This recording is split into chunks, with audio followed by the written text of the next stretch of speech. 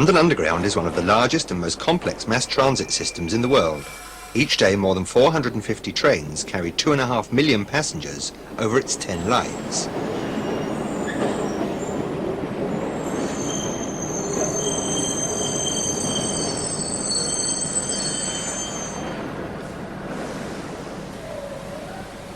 Electricity to power the entire undertaking is generated at London Underground's own power station at Lots Road, Chelsea.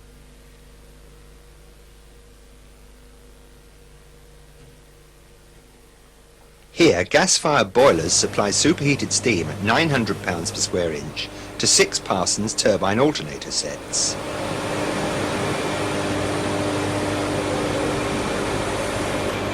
Each turbine runs at 3,000 revolutions per minute, and with all 6 online, power in excess of 150 megawatts can be generated. At periods of peak demand, further power can be generated at the gas turbine power station at Greenwich. This standby generating station is controlled remotely from the main control panel at Lots Road. Additional supplies can also be obtained from the national grid. From Lots Road, alternating current at a pressure of 22,000 volts is fed to the trackside substations.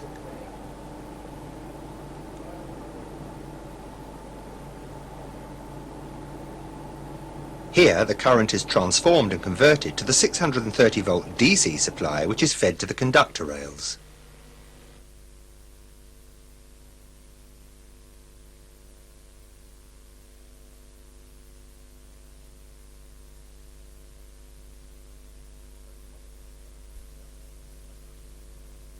Both positive and negative conductor rails are mounted on ceramic insulators.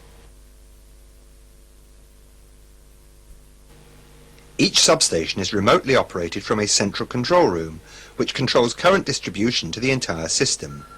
This operation is broken down into a number of panels, each one manned by a control room operator. He is the man who actually switches on and off the supply to any given traction current section.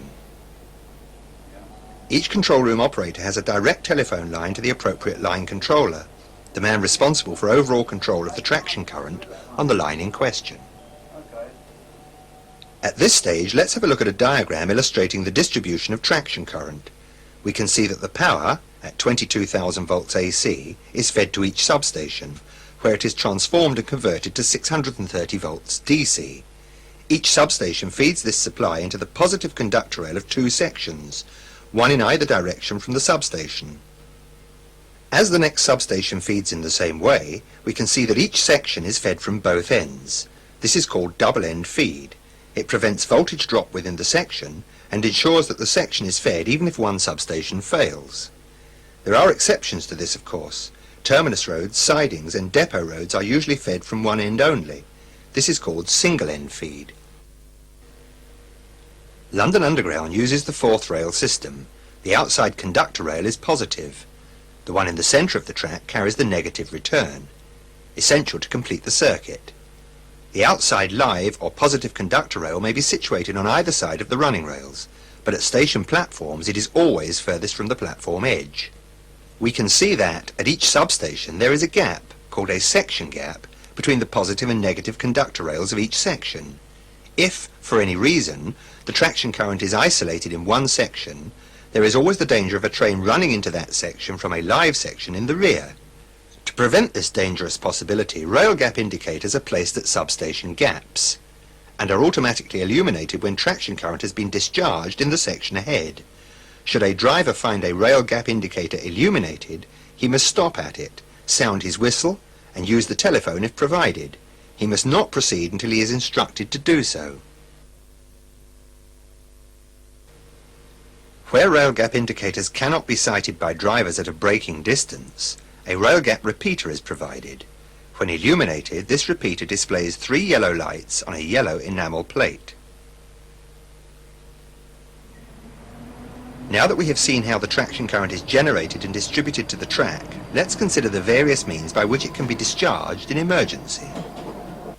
At each station in tunnel sections, a headwall tunnel telephone is provided at the departure end of each platform, easily identified by the red plate carrying the words private or tunnel telephone in white.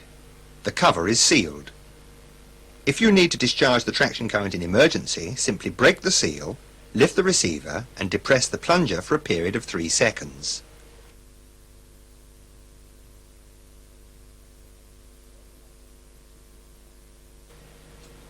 Tell the line controller who you are and where and why you have discharged the traction current. If you don't get a reply within 3 minutes, replace the receiver and make contact with the line controller via an automatic telephone.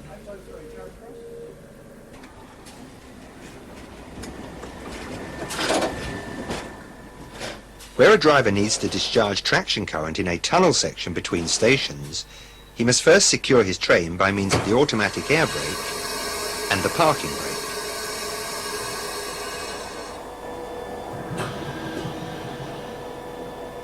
Then pinch the tunnel telephone wires, rubbing them together.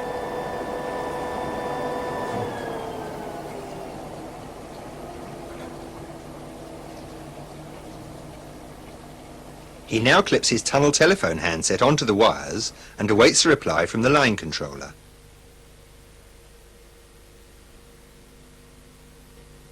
Again, he waits 3 minutes, telling the controller who he is and where and why he has discharged the traction current. Alternatively, he may contact the line controller by means of a mayday call on the train radio, reporting the circumstances requiring the current discharge.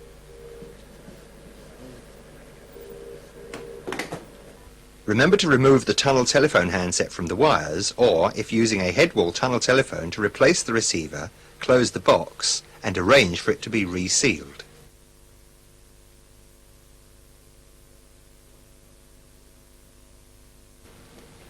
Once current discharge has been obtained, the driver must put down a short-circuiting device at each end of his train. Remember, most sections are double-end fed. In open sections, an emergency discharge of the traction current is obtained by request to the line controller by means of the train radio, signal post telephones, or telephones provided at stations or signal cabins.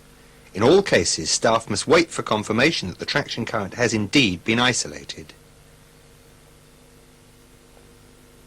On some tunnel and open sections, for example on the city-widened lines between King's Cross and Aldgate, traction current discharge telephones are provided in special boxes on the tunnel or retaining walls. These are placed at regular intervals and alternate between ground and cab level. In all cases of current discharge, the line controller must be informed of the circumstances within 7 minutes. Otherwise, the supply may be restored without warning. Short-circuiting devices must be put down at each end of the train after the traction current has been discharged. However, where absolutely necessary, they may be used as the means of discharging the current in emergency. Great care must be taken, so let's have a look at how a short-circuiting device is used. The original type has to be unfolded and pinned into the rigid position. Complete this operation as far from the positive conductor rail as possible. Taking care that your hands are not in contact with any metal part of the device, hook the triangular stop over the far side of the positive conductor rail. Pull the device towards you and lower it smartly until it makes contact with the negative rail. Don't forget to look away. An arc drawn by the device could damage your eyesight. The latest type of short-circuiting device is both smaller and lighter than the original type and needs no pre-assembly. Hold the short-circuiting device in one hand by the central grip. Lower the leading end onto the positive rail, then facing this rail, lower the rear end smartly onto the negative rail without hesitation. Remember, short-circuiting devices are only found on trains. Finally, where a section is single-end fed, usually a terminus road siding or depot road, the traction current may be isolated by means of current rail isolation switches located in the distinctive yellow cabinets. These cabinets are always in pairs, one for the positive rail with red identification plate and one for the negative rail with blue plate. Both positive and negative switches must be opened to effect an isolation. Using a wooden-handled switch pole, each switch is unlocked top and bottom. Then, looking away from the switch, the knife blade is pulled smartly out and down. Once both positive and negative switches have been pulled, don't forget to place a red flag or red hand lamp facing the oncoming traffic to prevent a train inadvertently overrunning the isolation point and energising the dead section. Only a qualified member of London Underground staff may operate these isolation switches, and only on the instructions of the line controller. No person should go on or near the track unless authorised to do so, nor should any person be on or near the track unless he or she is wearing high visibility clothing. Conductor rails must be considered live at all times, unless a specific assurance has been obtained that the traction current has been discharged. The conductor rails or overhead line equipment of adjacent BR tracks must also be considered live at all times.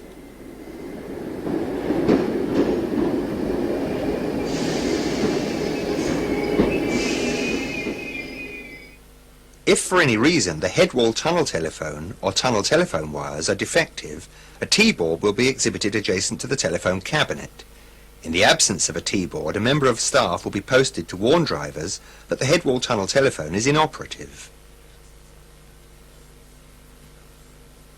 If you are a member of the emergency services, do not approach live rails under any circumstances until you have received an assurance from a member of London Underground staff that the current has been discharged and that it is safe to do so. Physical contact with a live conductor rail will result in death or serious injury.